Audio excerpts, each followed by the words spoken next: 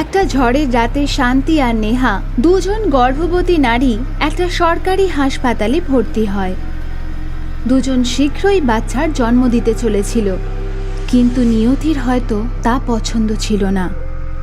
নেহার একটা ছেলে হলো, কিন্তু শান্তি যে বাচ্চাটার জন্ম দেয় সে মৃত ছিল। আই এম সরি, আপনার বাচ্চাকে বাঁচানো যায়নি। এটা হতে পারে না, আমার বাচ্চা মরতে পারে না।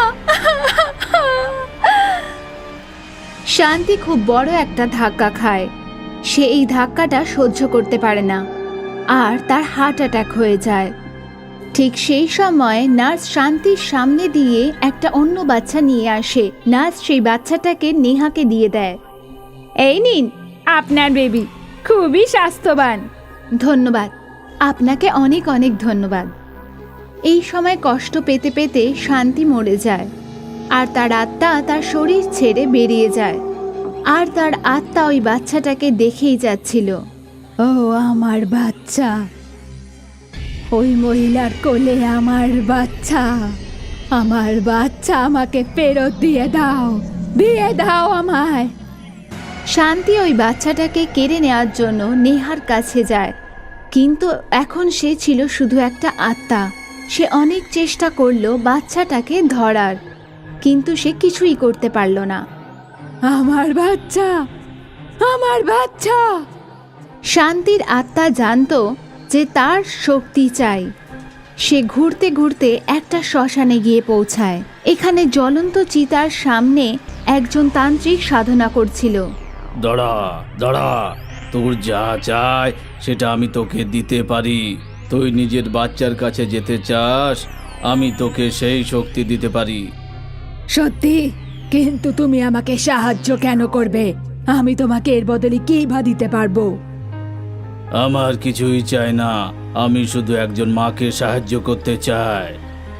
তান্ত্রিক নিজের শক্তি দিয়ে শান্তির আত্মাকে শক্তিশালী বানিয়ে দিল। এবার যা নিজের বাচ্চার কাছে আর নিজের অপূর্ণ স্বপ্ন পূর্ণ করে ফেল। আমি তোমার এই উপকার কোনো দিনও ভুলবো না। ধন্যবাদ, অনেক অনেক ধন্যবাদ। তান্ত্রিককে ধন্যবাদ জানিয়ে শান্তি হাসপাতালে ফিরে আসে আর দেখে নেহা সেখানে নেই, আর সেই বেডে অন্য কোনো মহিলা শুয়ে আছে। কোথায় গেল, কোথায় গেল সেই মহিলা যে আমার বাচ্চা চুরি করেছে? শান্তির ভূত নেহাকে খুঁজছিল, কিন্তু নেহাকে সে কোথাও খুঁজে পেল না। এদিকে নেহা নিজের শ্বশুর বাড়ি পৌঁছালো। নেহার শাশুড়ি আরতির থালা দিয়ে দরজায় দাঁড়িয়েছিল। আরে, আমার নাতি এসে গেছে। ভগবান সব খারাপ জিনিসের থেকে একে দূরে রাখুক। বাচ্চা ঘরে আসতেই গোটা পরিবার খুশি হয়ে গেল। একদিকে ছিল এই পরিবারের খুশি, আর অন্যদিকে শান্তির আত্মার তল্লাশি। রোজ রাতে শান্তির আত্মা নিজের ছেলেকে খুঁজে বেড়াতো। আমার বাচ্চা আমাকে ফিরিয়ে দাও ভগবান, আমার বাচ্চা আমাকে ফিরিয়ে দাও। শান্তির ভূত প্রতিটা গ্রাম, প্রতিটা কোণে কোণে ওই বাচ্চাটাকে খুঁজতে লাগলো। শেষ পর্যন্ত হেরে গিয়ে ক্লান্ত হয়ে সে ওই তান্ত্রিকের কাছে ফিরে গেল। এখনো পর্যন্ত তুমি নিজের বাচ্চাকে খুঁজে পাওনি? না, সব জায়গায় খুঁজে নিয়েছি, ওকে কোথাও খুঁজে পাইনি। এরকম মা নিজের বাচ্চাকেও খুঁজে পাচ্ছ না? ও তোমারই ছেলে তো? হ্যাঁ, অবশ্যই। ওকে জন্ম দেওয়ার পরই আমার মৃত্যু হয় আর ওকে অন্য কেউ নিয়ে যায়। ঠিক আছে, আরেকবার আমি তোমাকে সাহায্য করছি। তান্ত্রিক নিজের শক্তির ব্যবহার করলো আর সেই বাচ্চাটার বাড়ি খুঁজে নিল। এসো আমার সাথে। রাতের অন্ধকারে তান্ত্রিক লাঠি নিয়ে এগিয়ে এলো, আর ওনার পিছনে শান্তির ভূতও এগিয়ে এলো। তান্ত্রিক ডমরু বাজাতে বাজাতে হাঁটছিল। তান্ত্রিক একটা ঘরের বাইরে দাঁড়ালো। ওই বাচ্চাটা এই বাড়িতেই আছে। আমার বাচ্চা, আমি ওকে নিয়ে চলে যাব। আপনাকে ধন্যবাদ। কোথায় যাবি তুই? ভুলে গেছিস নাকি যে তুই একটা ভূত? তুই বাচ্চাটাকে কি করে মানুষ করবি? তাহলে আমি কি করব? তুই এই বাচ্চাটাকে এই বাড়িতেই থাকতে দে, আর তুই ওই বাড়িতেই থাক আর ওর রক্ষা কর। ঠিক আছে, আজ থেকে আমি এই বাড়িতেই থাকবো। শান্তিকে এই আদেশ দিয়ে তান্ত্রিক আবার জঙ্গলের দিকে এগিয়ে গেল। শান্তি এসে বাচ্চাটাকে দেখল। বাচ্চাটা একটা দোলনায় ঘুমোচ্ছিল। আমার সোনা, আজ থেকে আমি কোনো জিনিসের কমতি রাখবো না। সারা রাত শান্তি বাচ্চাটাকে দেখতেই থাকে। রাতে সে যখন উঠে পড়ে, আরে রে, কাঁদিস না, কাঁদিস না আমার সোনা। শান্তির ভূত বাচ্চাটাকে নিজের কোলে নিয়ে নেয়। আর ঠিক সেই সময় নেহা সেখানে পৌঁছায়। আহ!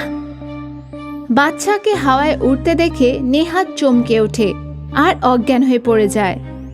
আর যখন গোটা পরিবার একত্র হয়, তখন শান্তি বাচ্চাটাকে আবার দোলনায় রেখে দেয়।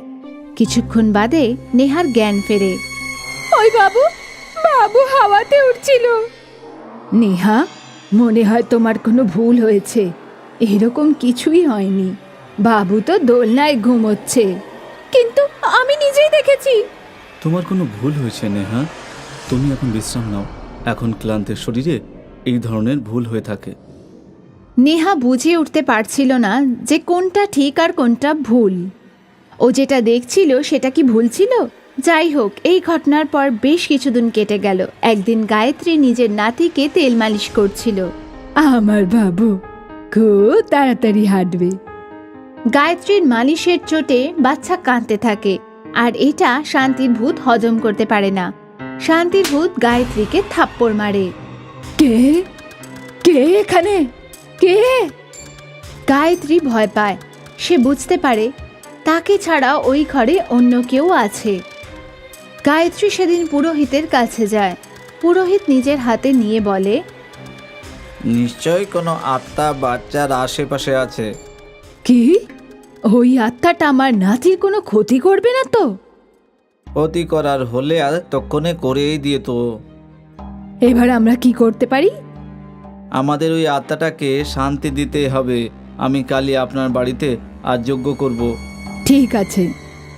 গায়ত্রী আত্মার ব্যাপারে কোনো কথা বাড়িতে জানায় না।